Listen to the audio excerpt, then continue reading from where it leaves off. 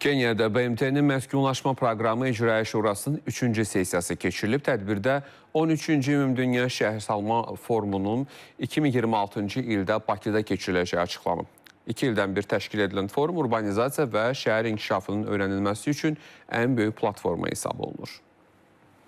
Ötən il Polşanın Katowice şəhərində baş tutan, növbəti il isə Misirin paytaxtı Qahirədə keçirilməsi nəzərdə tutulan forum üçün Bakının seçilməsi təsadüfi deyil. 2026-cı ilə qədər işğaldan azad olunan ərazilərə 140 minə yaxın vətəndaşın qayıdışı planlaşdırılır. Forum iştirakçıları bərpa olunan Qarabağ və Şərqi Zəngəzur iqtisadi rayonlarına böyük qayıdışa şahidlik edəcəklər.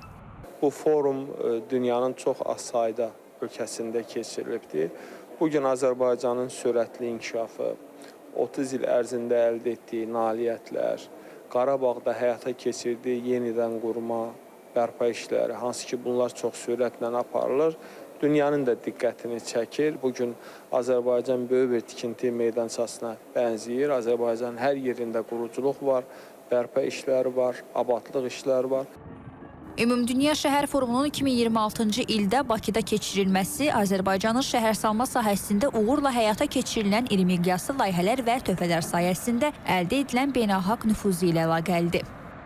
Əlbəttə ki, Azərbaycana öz töhfəsini verəcək, yəni Azərbaycan öz təcrübəsini bölüşəcək, eyni zamanda digər ölkələrin də təcrübələrini biz öyrənərək, qarşılıqlı fikir mübadiləsi apararaq bu prosesə öz töhfəmizi verəcək. Çünki növbəti illərdə onlarla Qarabağda şəhərin bərpası nəzərdə tutulur. Çoxlu sayda kəndlərin bərpası nəzərdə tutulur.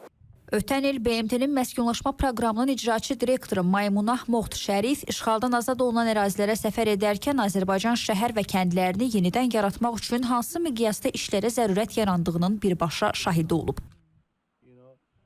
Bakıda keçiriləcək Ümumdünya Şəhər Forumu Cənubi Qafqazda ən böyük tədbirlərdən birinə çevriləcək. Forum çərçivəsində həm Azərbaycandan, həm də xarici ölkələrdən dövlət rəsmiləri, qeyri-hökumət təşkilatları, bu sahədə çalışan ekspertlər və özəl sektorun nümayəndələri bir araya gələcəklər.